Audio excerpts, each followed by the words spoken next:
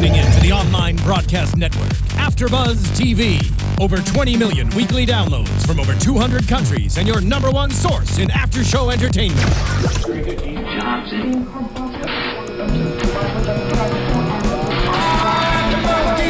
AFTERBUZZ TV, the destination for TV superfans. Producing aftershows for over 300 of your favorite TV shows. Interviewing celebrities and showrunners. And bringing you behind-the-scenes exclusives. All thanks to E! Entertainment's Maria Menounos, producer Kevin Undergaro, and internet leader Akamai. Now, let the buzz begin! Hello, Knick fans! Welcome to the Knick After Show here on AFTERBUZZ TV. We're talking about Season 1, Episode 4. Where's the dignity? Where is it? I'm Matt Lieberman. Joining me as always, Marisa Serafini is here. Hello, everyone. Oriana Leo is here. Hello, fans. And we have a very, very special guest, Mr. Chris Sullivan, who plays Thomas Cleary on the show. Welcome. Thank you for having me. Yeah, thank you for coming down to the studio, man. This is fantastic. My pleasure. So, another great episode of the show, and I'm really glad you've been one of those characters that just kind of drew us in immediately in the pilot, just because, like, you're so charming. You're so charming, but you're getting away with such terrible things. It's like you and Jeremy, like we just love watching you get away with things. Yeah. But we got to hit, like, a deeper core of humanity that I think was very important as we continue to watch this series evolve and unfold. We need to have a reason to hold on to you, and this relationship that you have with Sister Harriet, I just think is awesome. Yeah, I mean, when you got this script, were you thrilled? Yeah, the character that Begler and Amiel, the two main writers, gave me is pretty awesome. I mean, from episode 1, I knew it was going to be an interesting journey. I started out thinking, oh, this guy's just going to be a pretty straight bad guy, but they managed to round him out pretty nicely. Yeah, I feel like everyone on this show has a nice amount of depth to them. Yeah. And I think it's one of the reasons why, like, you worry when you get such a great pilot that, you know, the next few episodes are just going to be kind of like treading water. And I feel like attacking the character development with such readiness and so quickly is one of the reasons why it is so gripping week after week. Yeah, you know, the time period, 1900 New York City, you know, people are lucky to live to 40, so it's a dangerous, threatening place to live. And what you end up with these characters is nobody is all good and nobody is all evil. And so as the episodes go on, we kind of get to see the light in some people and the dark in others. Now, I imagine there are a lot of listeners or viewers right now who are very confused or frightened because you're speaking with an American accent, and your Irish accent is just so beautiful. If I am pulling it off well, that is probably the biggest. I would compliment. say you are. I would say you have an impeccable Irish accent, and I was dying to ask. Can you share a little bit about how you studied up and mastered it? You know, looking the way I look and being the size that I am and being named Chris Sullivan, you know, it's one of those accents that early on it was like, it's probably an accent that I should figure out because it's bound to come around. I first did it in a one-act festival in college. And then it's popped up several other places. There was I did a play in college by an author named Marina Carr, who's another Irish playwright. And so the Irish accent's just kind of always been there. And my grandparents are from Cork, or great-grandparents. From County Cork. From County Cork. Hell yeah. So I've got a little bit of it in the blood. Wonderful. Yeah. All right, so let's jump in at the top of this episode. We get this great scene with you at the dartboard. Yeah. And I love watching, and you guys chime in as well. I love watching Cleary hold court in these bars. We got to see when he was recounting the fight. I think it was last episode. Yeah. And once again, only to see him get called out by this kid. And I assumed that he was on the case of Sister Harriet, and you were going to stumble upon her performing another operation. But instead, there's this like weird, creepy underground rat stomping ring. Yeah. Did they tell you anything about like the factual basis for that? Rat baiting was an actual thing. It historically was done with dogs, and they would bet on how many rats the dog could kill before the rats overtake the dog. But when there's no dog, a human will do just fine. Entertaining is what it is, Yeah. I guess, for the people that are watching. Yeah. Entertaining and perverse. Yes. Yeah. So do you think it's just about the money for him with that, or is he having a good time? Well, like I said, I think he's definitely having a good time. But also, you know, the time period in the city that they live in, you have to do anything you can to survive, and money certainly helps. Absolutely. Yeah. So we kind of see his core get shaken this episode. I mean, we have this first encounter with Sister Harriet where she's like, okay, enough with the comments. You've been needling me. What's going on here? You know, I'm going to have your badge taken away. Like, there's no way that you can treat me like this. And you're like, oh, no. I'm in control here. Right. What's it been like working with Sister Harriet and developing that relationship? Kara Seymour is a fantastic actress. She's incredible, and she's an incredible person to work with. We, as a testament to the amazing creativity and organization of our production crew, we received a binder about this thick with all 10 of the scripts. At the top. Oh, yeah, Jeremy was telling us about About 3 weeks before we started shooting. I called up Kara, and we got together a handful of times and walked through an entire season's worth of scenes together. Wow.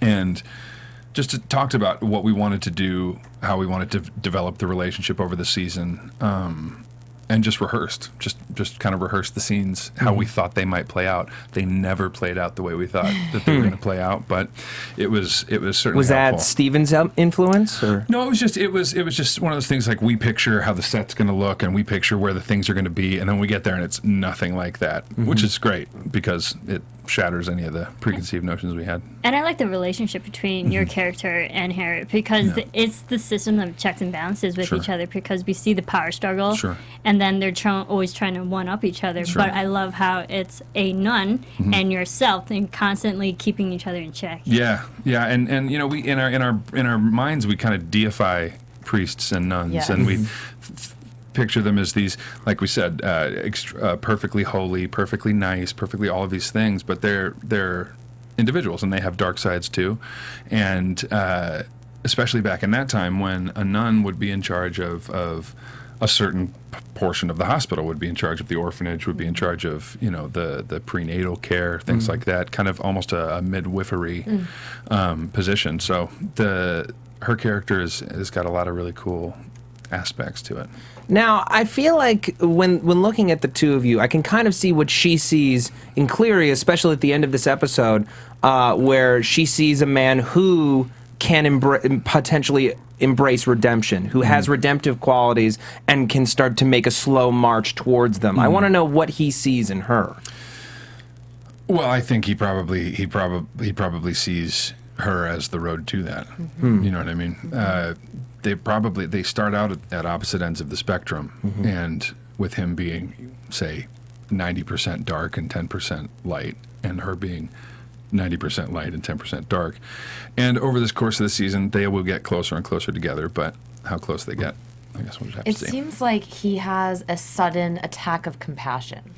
I was trying to put my finger on. I feel like that's a good way to describe it. It really it disturbed me how quickly Cleary changes positions. Yeah. Because he's so nasty to her about this topic, and it clearly really bothers him what's going on. But then just this one woman in the ambulance completely colors his vision and changes everything. Yeah. How would you describe that? Well, I think the change can seem a little sudden, but what we are also forgetting sometimes is that he took a stand as soon as he found out about her and the abortions. Like, he has a line. Everyone has a line, and he was, I guess, just kind of biding his time to figure out what he was going to do about it, and how he was going to punish her for these things, and how he could profit from it. Of course. You know, I said in another interview, I think Cleary does good things for bad reasons. And so the whole relationship between the two of them ends up being mutually beneficial. This partnership will end up probably garnering her some protection, some support. He gets some money. women are provided with a service. Everybody wins. So far. Yeah, so far. Yeah, and I think it's interesting how Harriet's the one to call him out first, and I love how your character reciprocates and be like, hey, that's a two-way street, and you're pretty much calling the pot kettle black, whatever. Right. What I love about it also is that you've done the research. You're not just like laying baseless claims at her feet. You have names to drop right at her, and she knows that she's caught. And then also, and I think there's kind of shades of this in that final scene between the two of you in the graveyard. Cleary, he is an immigrant. He is someone who has pulled himself up to the station that he's at. Sure. It's not a high station, but it's higher than where he was. Sure. Everything has got to pay on some level because he's still in survival mode. To survive, yeah, and I think that was part of it in the writing and the way they told that story, is that he is an immigrant, and the funeral scene, they talk about how the Irish started out digging those graves, and now it's a different group of immigrants, and I think Cleary so far, as we can tell, is pretty alone in this world, and so to see another immigrant who had nowhere to go, die alone is kind of, at least how I played it. Yeah, that struck that chord. Yeah, and so that's how I go there. And I also saw the humanity within Cleary as well, because at the beginning we had the whole rat scene, which is a very inhumane behavior. It's brutal. And then we see him help pray with the nun, so you do see humanity within him. Yeah, it's a crack in the shell. Yeah, and I think what you're saying is actually very telling about the immigrant connection, because he's had, countless bodies, basically people on their way to becoming bodies. Sure. This is a method of making money.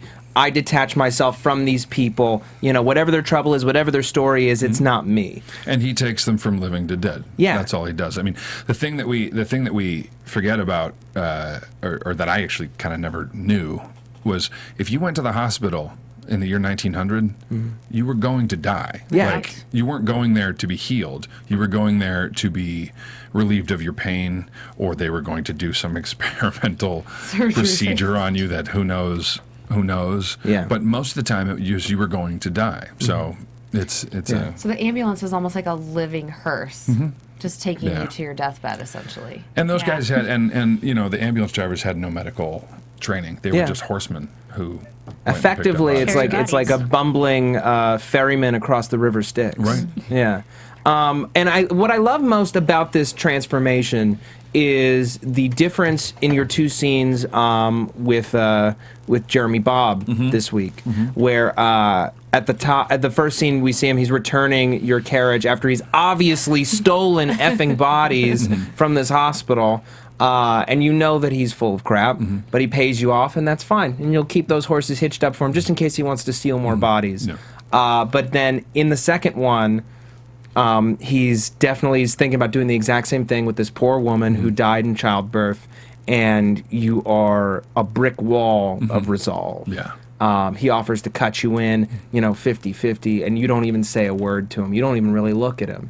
That was an interesting scene to shoot because it's a great example of the collaborative nature on the set.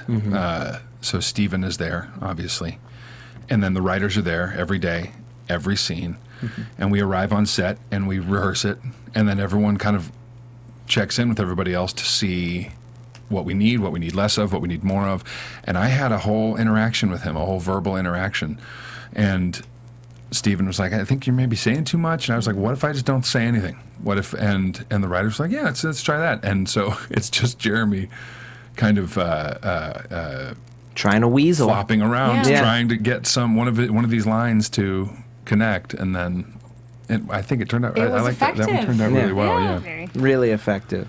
So now we have this new journey for the two of you where, it's still for profit, but ultimately, I think, and tell me if I'm completely off base, I feel like he's trying to alleviate some of the guilt he has for taking part in the business of death. Sure, yeah, and as the season goes on, you'll learn some more things about his past that clarify, his fascination with, or not fascination, his I guess fascination's a good word for it, with Harriet and with especially his distaste for religion and things like that.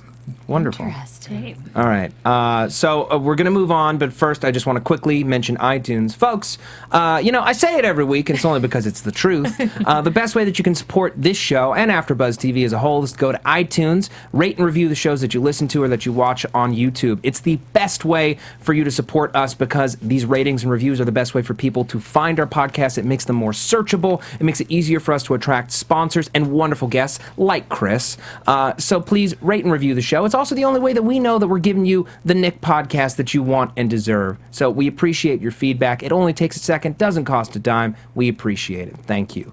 All right, so we have this surgery, this much ballyhooed surgery that we were talking about last week, the galvanic procedure that Algernon Edwards perfected in France, and all of the white men are scrubbing in.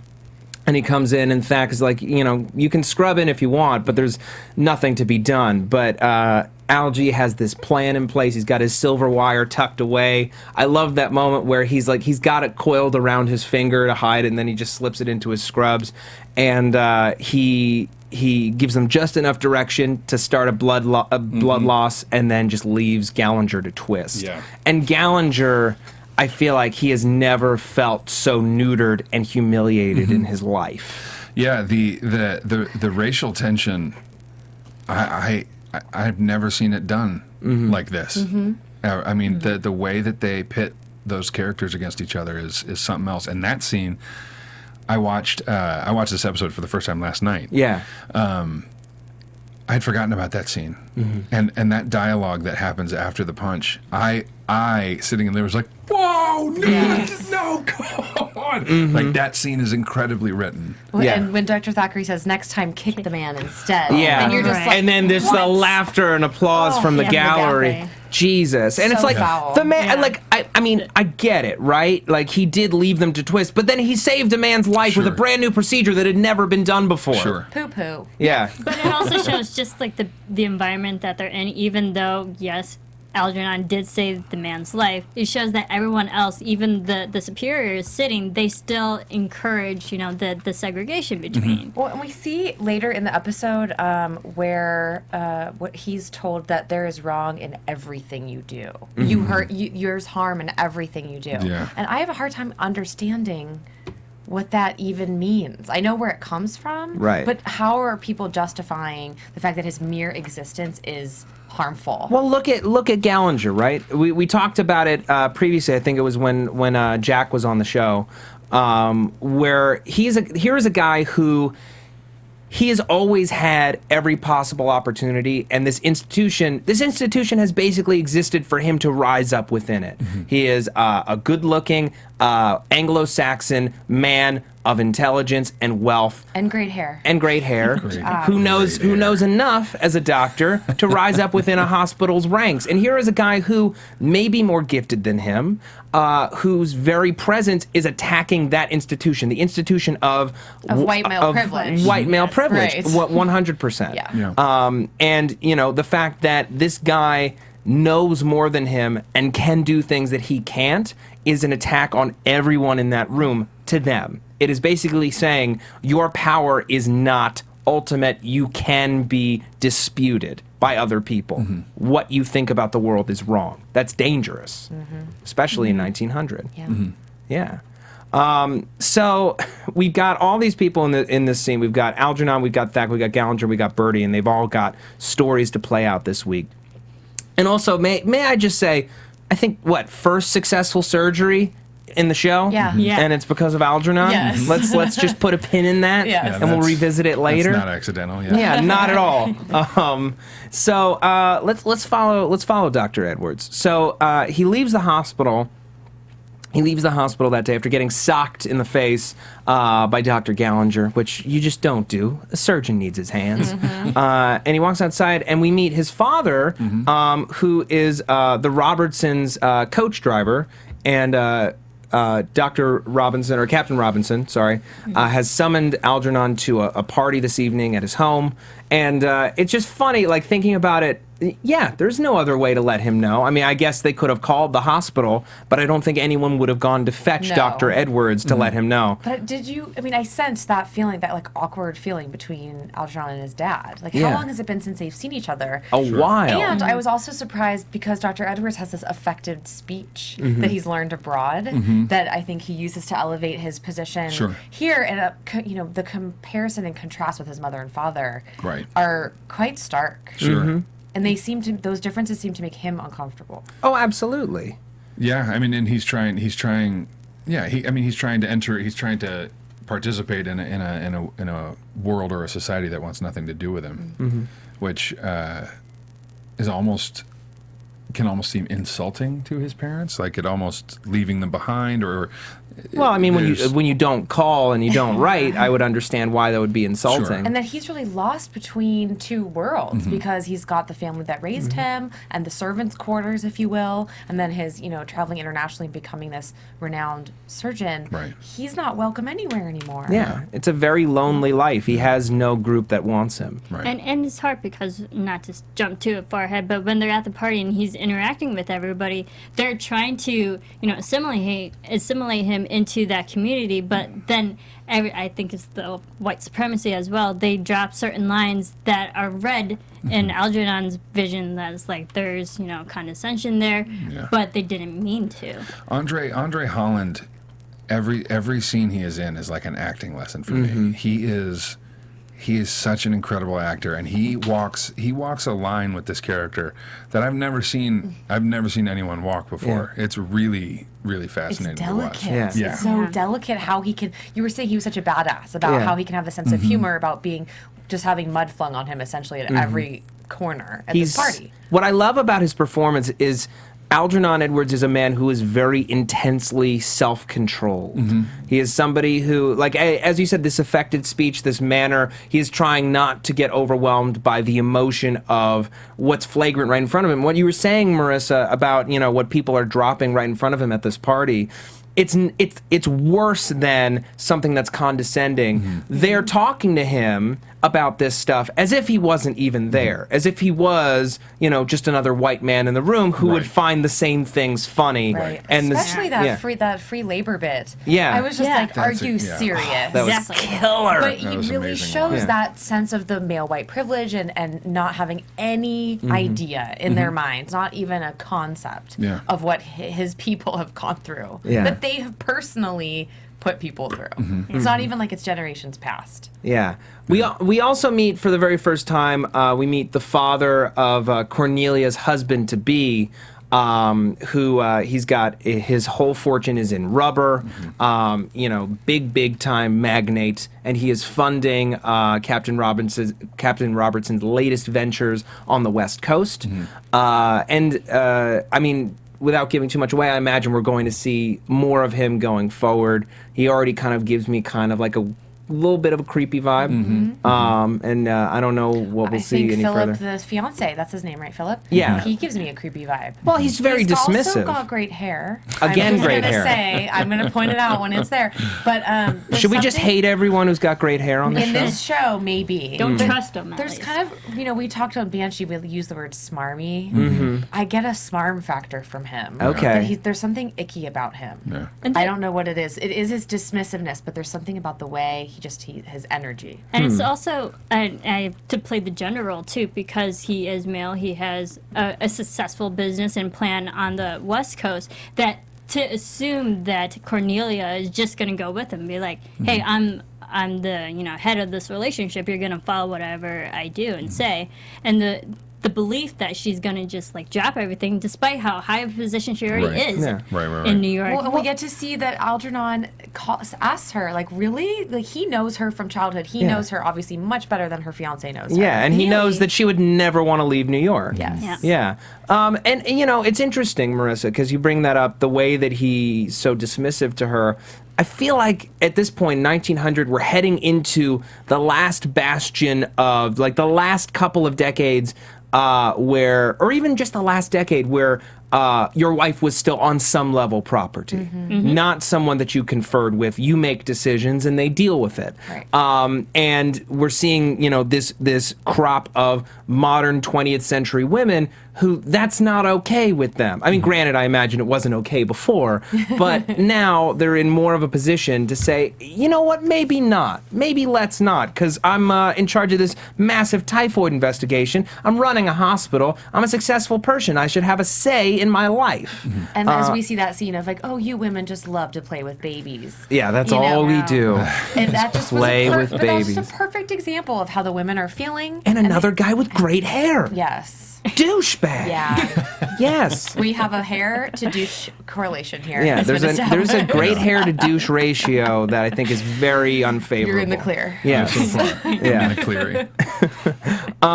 Yeah, so let's talk about Cornelia for a second. Or actually, no, let's finish up Algernon and we'll jump on Cornelia. So one of the great things that comes out of this party, though, is he's drawn to the attention of rubber, and we get to see for the first time what rubber tubing could do potentially medically, because we've got this hand-cranked suction that frankly doesn't work very well and is a little disturbing. We've got these glass bottles that we fill up with blood, and it's very sloppy and not great, and we're expending all this energy, and all of a sudden we've just got, imagine the very first time you see a vacuum, and that's never been seen before. Right. And I love moments like this on this show because you don't realize how dramatic that is. Like the phonograph moment as well. 100%. We're watching history be made. Thomas Edison was in the show. He was in it for a second, Edison. but he was there. He was there. We know he's knocking around. Yeah. That's good. Maybe Yeah, it's we'll interesting to see more the of him. things that we take for granted. I mean, everything in the show is brand new. The Yeah. C-section, all of the procedures are brand new. All of the technology is brand new.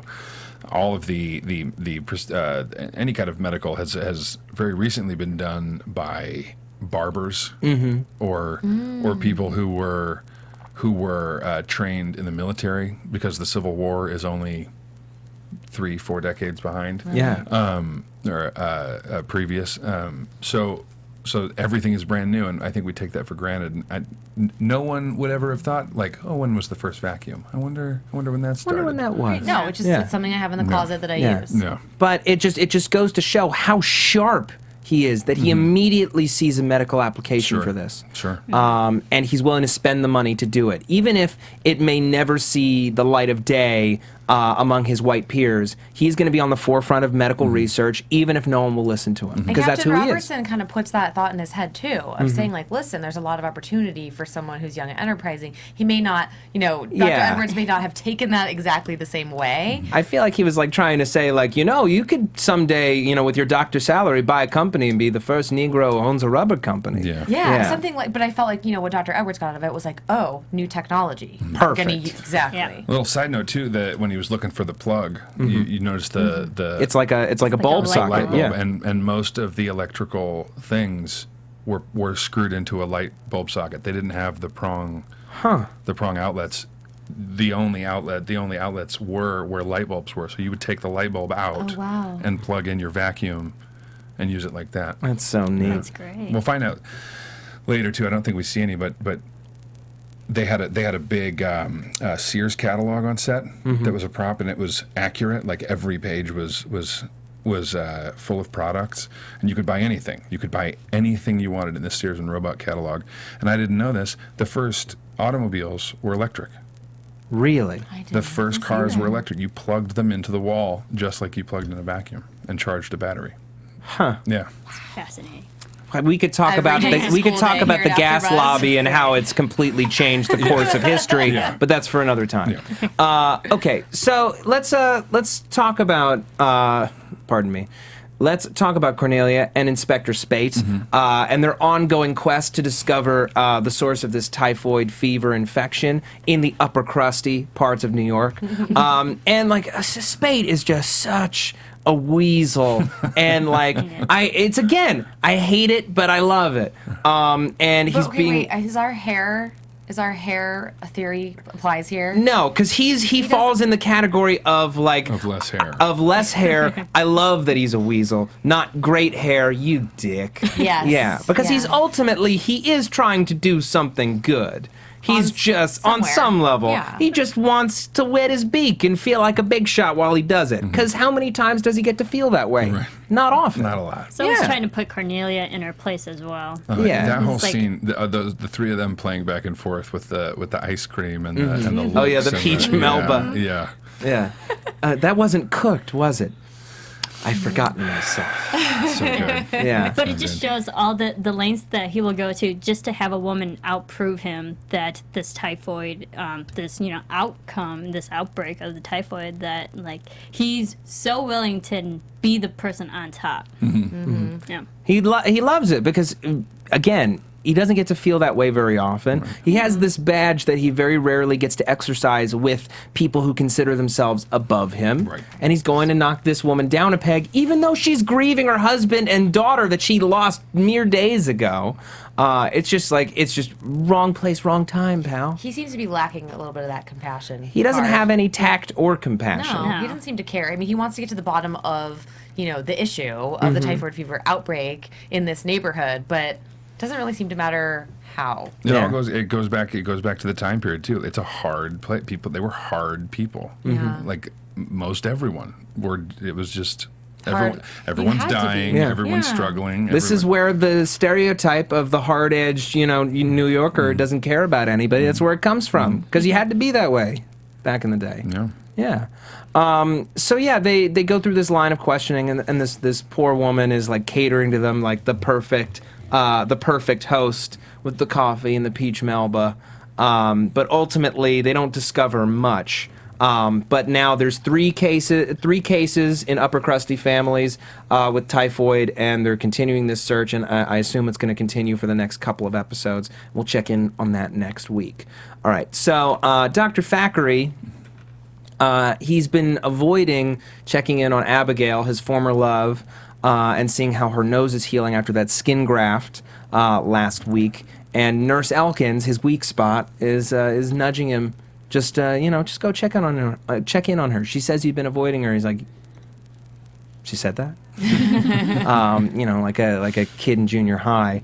And I love these flashbacks. I hope we get more of them, but we got to see them in the good times, and we got to see how she loved him, but at the same time, they were wrong for each other. Because he is wild, and he's especially an entertainer and an excessive partier. Like at any, I mean, it was Christmas. It was very self-destructive. Yeah. Already. Yeah, he just wants to drink himself to excess with Dr. Christensen. But I love this moment. Clive Owen's recitation of this piece about this Native American that he'd learned in third grade was very theatrical and very fun. And I love the way that this scene is shot, where it remains. And a lot of scenes, actually, this episode were remaining on one side of the conversation until the turn, until necessary, where you don't need to see both people, you don't need to cross-cut, you don't need to waste time. So we focus on her, and we get to see how her attitude changes over the course of just this, 2 minutes in her life with him. Where she's happy to be there, but she's not being included, no one's paying attention to her, and it's about to go from bad to worse. If they leave this hospital and get drunk somewhere else, God knows where they'll end up. Right. So she pleads with him, let's end the night now.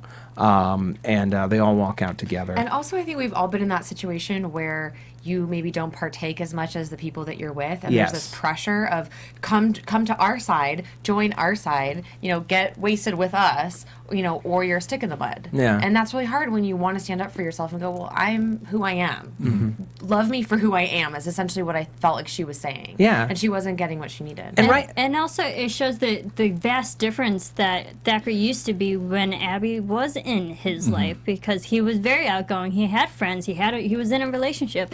And now we see nothing like that. He's completely more introverted, and he keeps to himself. So it's a completely change. He ends up atoning for his sins, or attempting to atone for his sins, and by going to excess in the medical field. Yeah, but what I love about this sequence is it illustrates.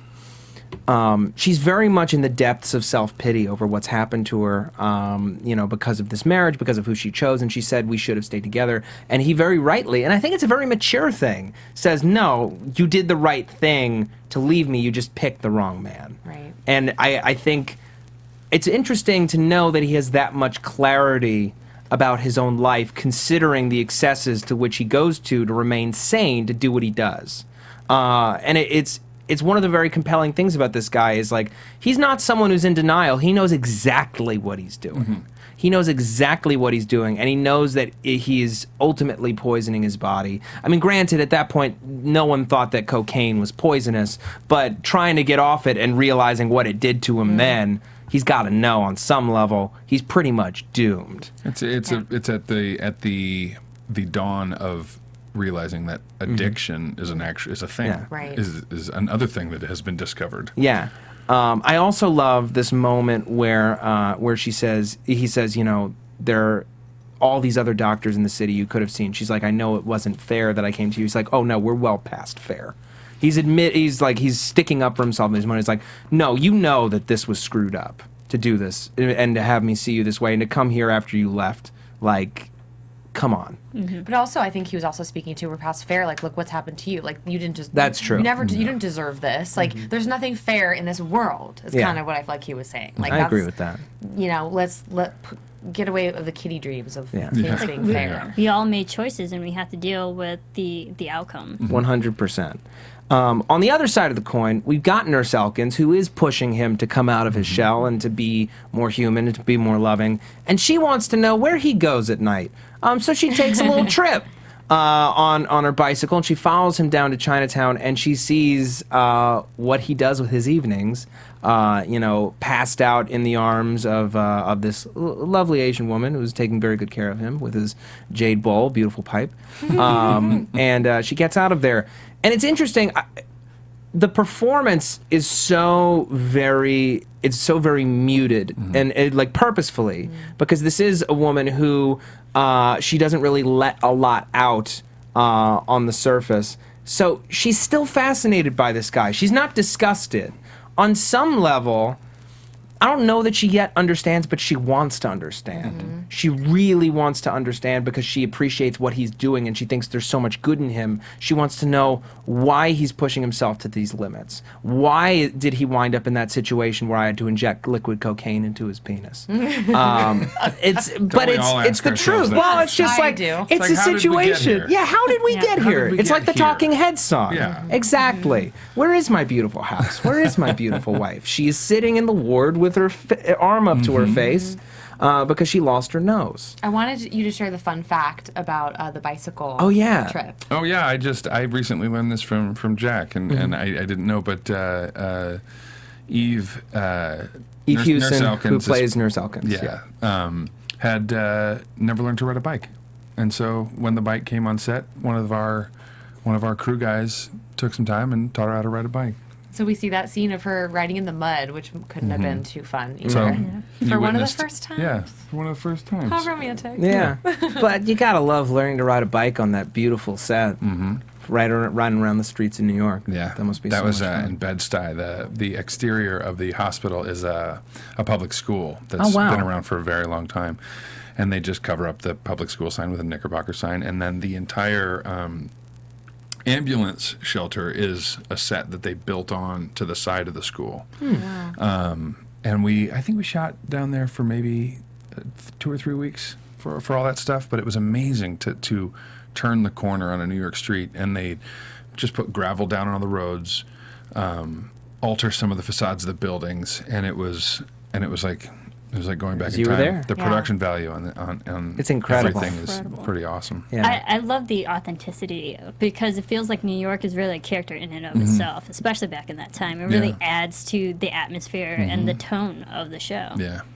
And once again, I mean, I say it every week, but it's because it's so dramatic. It's the juxtaposition of this really intense, in-depth grounding of place combined with the very modern shooting techniques and score that really make this such a unique watch.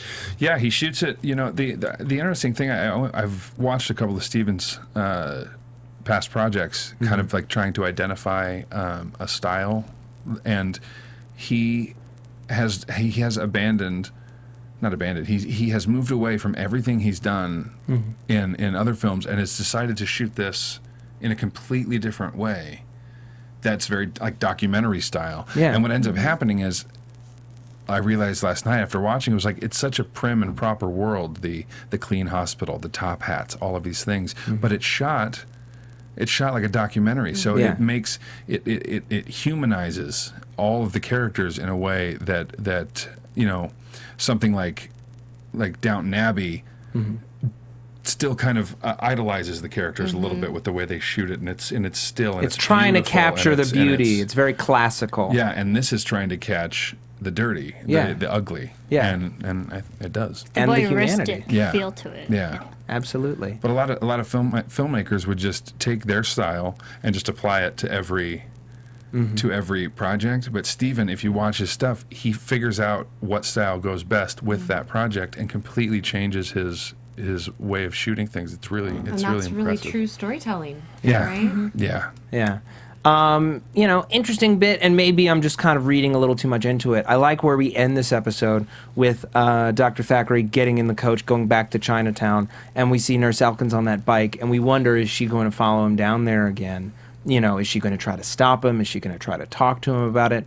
And instead she heads in the opposite direction. She accepts he is who and what he is, but that doesn't mean she's not fascinated. And we're going to continue to see that evolve over time. Yeah. All right, I want to talk about Gallinger, who suffered a pretty nasty defeat at the hands of Dr. Edwards early in the episode and used his hands to try to get the upper hand, but instead he was dealt a bad hand. I'm going to stop saying the word hand before I drive everyone insane. You got to hand it to him. Yeah, truly. He didn't handle it well. Yeah.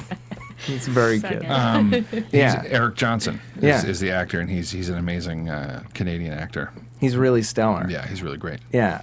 So obviously this is a guy whose ego has been badly bruised. I mean, ever since Dr. Edwards came on the scene, he's been hurting. Sure. And his wife worships him, worships the ground that he walks on. He is the greatest doctor who has ever lived and ever will live. And Dr. Thackery, I mean, he's in charge, but my husband, he's going to be the one to blow this medicine thing wide open. Right. When we haven't really seen him do anything at all. Anything. No. He really seems to have zero qualifications. He's good at reading charts. He's good at reading That's charts. all we've really seen. And then Dr. Edwards horns in on the reading chart turf, and he's not going to have it. This is the one thing I have left. This is what I do best. Yeah, with impunity. I read the charts. I read the charts. You do the surgeries that are successful. I mean, he plays such an entitled person, and it's fun to watch. It's fun to watch a character who has never been told no. Right.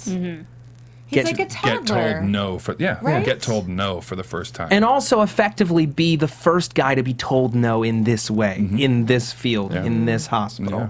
And it's a pretty big no. And the way that he continues to frame it to his wife is like, well, you know, he's up doing his dirty tricks again, and eventually he's gonna be caught, he's gonna be found out, and I'm gonna be back on top. Don't you worry, that bastard. Honey, oh, she doesn't listen, come here. And it's part of that white male privilege that we've been talking about, but he doesn't seem to feel like he has to earn anything at all. Everything it should just be handed to him on a golden pillow or whatever. Yeah, because he's got great hair. But Birdie's not like that. No. You know? And that's also the thing, because with Dr. Edwards, he's, you know, having Gallinger and Edwards, the Edwards affects Gallinger's position more so than does Birdie or Thackery, because having Edwards in pretty much makes Gallinger obsolete. Yeah. And redundant. Why should Gallinger even be there? Yeah. It's interesting because you watch Gallinger evolve over these episodes, and we get this moment in the second episode where his wife takes the photo of him and he sticks his tongue out, and it's like so beautifully humanizing, but at the same time, it kind of makes you realize, like, how seriously does this guy take this job and take like anything. Forwarding medicine? Because every other example we've seen of him is just being slighted and being upset that that life isn't the way that he wants it to be. Thus far, he's pretty self-involved. Yeah. I'd like to see that change over time, but I feel like we need more evidence that that's even possible. But you mentioned, Marisa, you mentioned Birdie, who has nothing but respect for the profession and for everyone that he works with. He's the only person who's like, you know, like, well, yeah, Dr. Edwards, I mean, he is he is, you know, a Negro, but I mean, he does have some interesting ideas. I mean, maybe we could, ask him? Right. I mean, he's the youngest, so maybe he's also, you know, the most open to like new ideas and to integration. Exactly. And we also get to see where he comes from. Right. And his father, Dr. Bertram Chickering Sr., very different personality. And not the kind that you would think would raise someone so open-minded And so progressive. sweet. Yes, and sweet. Yeah. And in this last episode, you see him playing the game with his sister, and that was the first time that I really questioned, in the whole time shooting, wait, how old is this guy? Right. Yeah. It just occurred to me. I was like, oh, I mean, I knew he is a young man, but I was like, how young is he? And he could be 22, 23. Yeah. That was an interesting scene with him playing the game with his sister. Yeah. Like still living with his family, that he's still connected in that way. Yeah, he's effectively an apprentice. I mean, how old do you have to be to grow that full of a beard? I mean, maybe 21, 22. Yeah. Your first good one. He's got a great mustache, Got too. a great one, man. I'm so jealous. That's also, some of the mustaches are real and some are fake, but Michael Angarano grows a mean mustache. Good for him. Yeah. Going out to you, Michael. That goes out to you, Michael Angarano. So yeah, he kind of gets interrogated by his father, who's very disapproving of his son's choice to work at the Knickerbocker. Sure. Because in his mind, medicine is this, you know, elegant profession for gentlemen. You know, I did everything that I had to do to get into a position where my son, who carries my namesake, could do exactly what I do with, you know, other white men in upstanding parts of this field, you know, where we're not messing around with bodies and trying new things and, you know, this perversion that is surgery. And that scene is also, it's the first time we see someone of the higher class kind of speak down on the Knickerbocker. Yeah. And it's kind of the first scene where we realize, oh, maybe this is a second-class hospital. For, you know, we look back and we see the wonderful operating room and the fancy people and the nice offices and the wood, and we think, oh, that must be like a really nice hospital. But the Knick, throughout its history, was not really considered top of the line medical care. Well, and Cornelia says in the party that those people make up 90% of our patients. Right. And it's a contemporary with Bellevue Hospital, which was also operating at the time, that was considered kind of a higher class place, which I think is the hospital that Cleary and Pouncey are stealing the patient from. I think that ambulance was a Bellevue ambulance, but yeah. And it's also one of the hospitals that Barrow is selling bodies to, because they in Columbia are giving way more money. But yeah, there's another conversation in the episode, and forgive me for not remembering who's discussing it, but that basically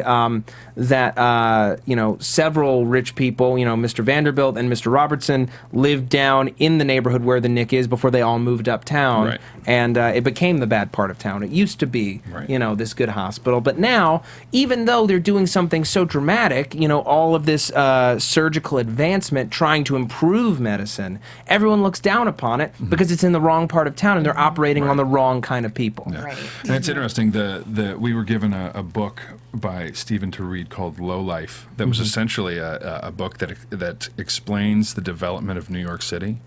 And New York City grew like this weird plant, and it just slowly moved north. Yeah. And New York started everything below Wall Street. Wall Street's called Wall Street because it was a wall that separated the city from the Native Americans who lived on the northern half of Manhattan, what is now Manhattan. But the city, just as it grew, moved further and further north, taking over farmlands and things like that. And the poor and the rich would leapfrog each other, pushing the boundaries of the city further and further up. But the leaving the downtown area to kind of to crumble into squalor. In squalor, yeah. That's so fascinating. It's fascinating. New York City is a weird place when you look at it like a living thing, because it the way it developed over that 100 years from like 1850 to 1950 is pretty incredible. Fantastic. Yeah. So Birdie's father really dresses him down at the end, and I love the way that this scene is shot, because it's rare that you see a sequence shot with that little light, without any kind of boost, without any kind of like key light to try to make it look better. No, this is what it looked like. The city was that dark at night, and the sun was setting. And his father, basically, in no uncertain terms, is like, you disrespect yourself and you disrespect my name by not only letting them call you Birdie, you encourage it. You like that these people treat you like some kind of pet, and you were supposed to be an extension of me.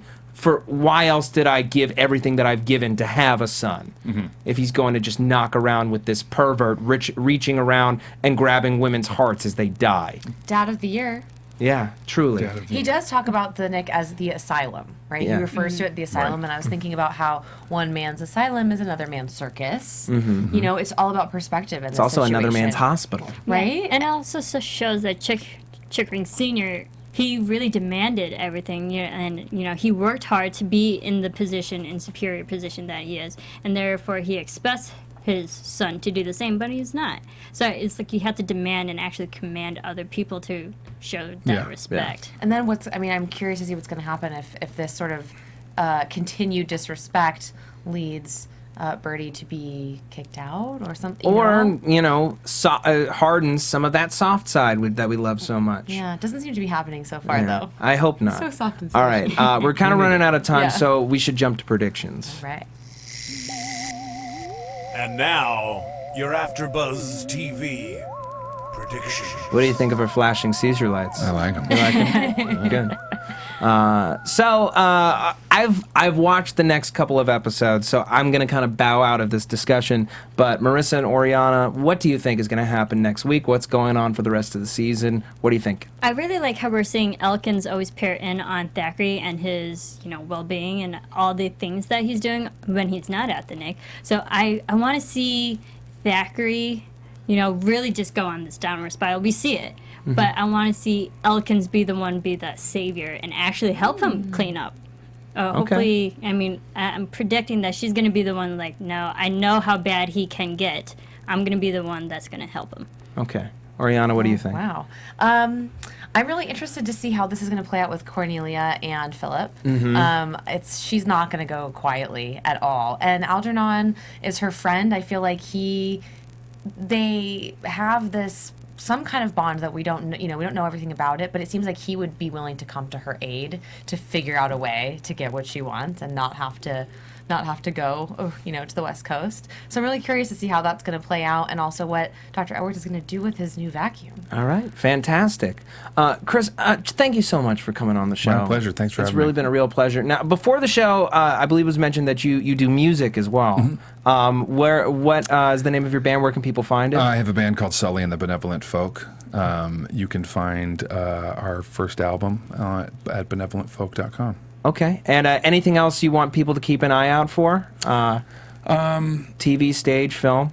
Not at the moment. Things are in the works, but we can't talk about them yet. Okay. And on Twitter, you're at Sully at Play? I'm Sully Acts Up. Sully Acts Up. ACTSUP. Okay. Thank you so much, man. All right. All right. Marisa, where can the people find you? Everyone can follow me on Twitter and on Instagram at Serafini TV. Okay, and Oriana? On Instagram, I'm Oriana Leo. Twitter, Miss Oriana Leo. Find me on Facebook, too, Oriana Leo Official. And I'll be covering The Killing season finale and series finale tonight as well. Okay, fantastic. And folks, you can find me on Twitter at Matt Lieberman. That's MattLieberman. You can also find all my videos for SourceFed and SourceFed Nerd on YouTube. We just won a Streamy Award for Best News Show. So if you're into some news with a heaping side of comedy, you could maybe check that out. I'm also doing a bunch of shows here at AfterBuzz TV. Doctor Who, Ray Donovan, The Strain. I've got Sons of Anarchy starting this week. Bunch of good stuff. Thank you all so much. We'll see you next week. Good night.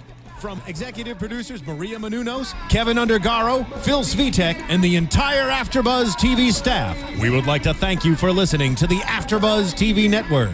To watch or listen to other after shows and post comments or questions, be sure to visit AfterBuzzTV.com. I'm Sir Richard Wentworth, and this has been a presentation of AfterBuzz TV. Buzz you later. The views expressed herein are those of the hosts only and do not necessarily reflect the views of AfterBuzz TV or its owners or principals.